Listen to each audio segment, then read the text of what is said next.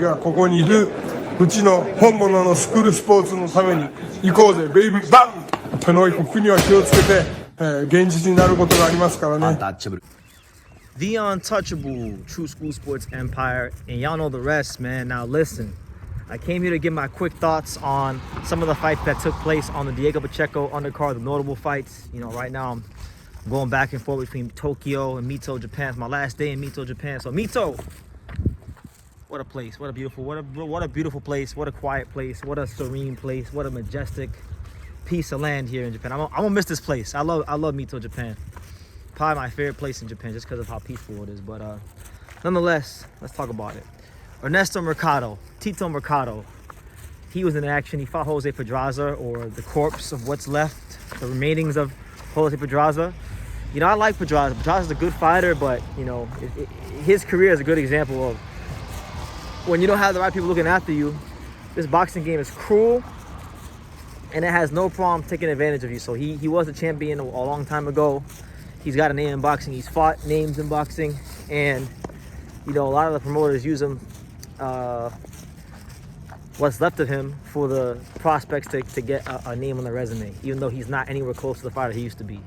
So Mercado did what he was supposed to do. He beat the brakes off of the shell of an old Jose Pedraza, a faded Jose Pedraza, which is not Mercado's fault. All he's doing is just fighting the guys that Matchroom Boxing and his management team can get in front of him, right? So congratulations to him for doing what he was supposed to. But I gotta say this, man. One thing I do like, one thing I really enjoy about Ernesto Mercado, and one of the reasons why I started covering his career before he was a Matchroom fighter.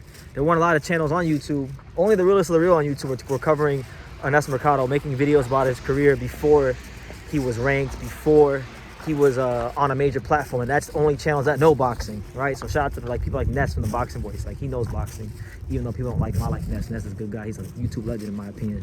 Shout out to the Boxing Voice. But like Ernesto Mercado, one of the reasons why I always liked him, apart from his dynamic boxer puncher style in the ring, is his attitude, his approach to boxing. You know, I feel like boxing reflects a lot of the world, and the world in general has become really, really soft. Like, for example, I was just on Twitter and I was having this good boxing debate with somebody about NOA and how I think certain fighters would be a tough fight for him. And then, like, some guy got mad because I said I think Angelo Leo has a chance to be NOA, and you know, he tweeted his people or whatever. And then I got kind of like disrespectful because I'm tired of all the sensitivity in boxing. So I bring it up to say, it's good when you see a fighter like Ernesto Mercado who isn't afraid to speak his mind. You know, he beats Pedraza, and he's told Shakur Stevenson straight up, I'll knock the fucking gap between your teeth straight. You know, he's been very adamant about wanting to punch Keyshawn Davis dead in his mouth, and because of what he deems to be corruption from USA Boxing, and not getting a chance to represent Team USA. And Keyshawn Davis was like pre-picked or whatever the case may be. So I like him. He's got a lot of fire. He brings a lot of personality, and I think that's what we need, especially around those weights. Like, let's be honest here. In them weight classes, you know, you got Shakur, and like Shakur Stevenson, Keyshawn Davis, elite fighter, super talented. But like, it's corny that they will never give it any consideration to fight each other in the pros. Plenty of fighters of yesteryear fought each other.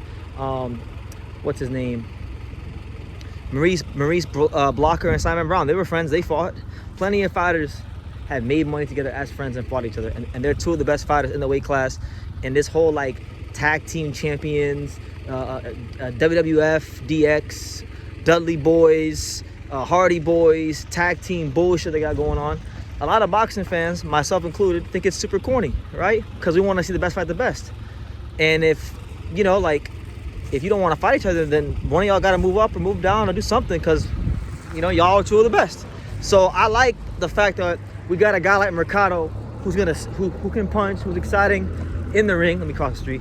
But a guy in Mercado who's just gonna say what's on his mind. And if it's a little disrespectful and you got a problem with it, then cool. I think we need that in boxing.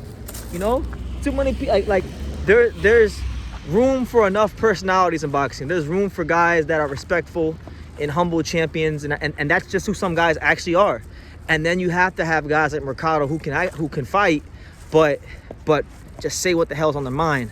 And if you got a problem with it, get in the ring, right? So I love what he said to Shakur and Keyshawn Davis. And if they got a problem with him, you know, as he continues to build his name, hopefully their paths can meet and they can shut him up, you know, straight up. So yeah, not really much to say about the actual fight with Pedraza. I thought it went how I thought it would go. It was a young, upstart, fresh contender against a very faded former champion in Pedraza, right? So not too much surprising there. On the other side, we had Andy Cruz. Andy Cruz took on Omar Salcido. And Omar Salcido, I watched the fight on Pro Box. He had some good wins. He had beat Chris Colbert and I think Louis Correa. So he, you know, I watched him fight a couple times. He wasn't like the most impressive fighter I've seen, but my bad, guys. I'm walking right now. I got these bags. I'm going across the country in Japan. 80 miles here, 80 miles back, 80 miles here. Like, it's crazy. Too many bullet trains, but nonetheless, yeah, like Salcido's a good fighter, you know, definitely a consummate professional, but I didn't see anything too crazy. Good fighter, but like as Mayweather used to say, he was straight up and down, no special effects. And I thought Andy Cruz, you know, what is it, like Andy Cruz's 5th or 6th fight or something like that? I know he has less than 10 fights. For him to step up to a guy who's 20-1, who's been active and game and fighting, you know, good competition and winning, you know, this is a good win. And I thought, like, he kind of got out to a slow start, but then as the fight wore on, he picked up the pace and started placing the shots to the body real nicely. And he didn't get the stoppage, but, you know, you could see the encouraging thing was that Andy Cruz seemed to get stronger as the fight went along and was getting more dangerous as the fight went along. Salcido's just really tough, right? And you're not going to stop everybody, no matter how much power you have. Even Artur Beterbiev has a 95% knockout ratio, you know? So there's always someone out there that can take you the distance, you know? So as far as Andy Cruz and what's next, I know he's like knocking on the door of becoming WBA mandatory. I don't know if they're going to make him the mandatory, but his whole career really and truthfully revolves around the Keyshawn Davis fight in the pros, because they had such a rivalry in the amateurs, and a lot of people want to see that fight. And a lot of people are saying that Andy Cruz is not ready for Keyshawn Davis. And they say, you know, Keyshawn beat him right now. And I don't want to say he's not ready, because I don't believe that. I think Andy Cruz and Keyshawn Davis are both seasoned enough to fight each other.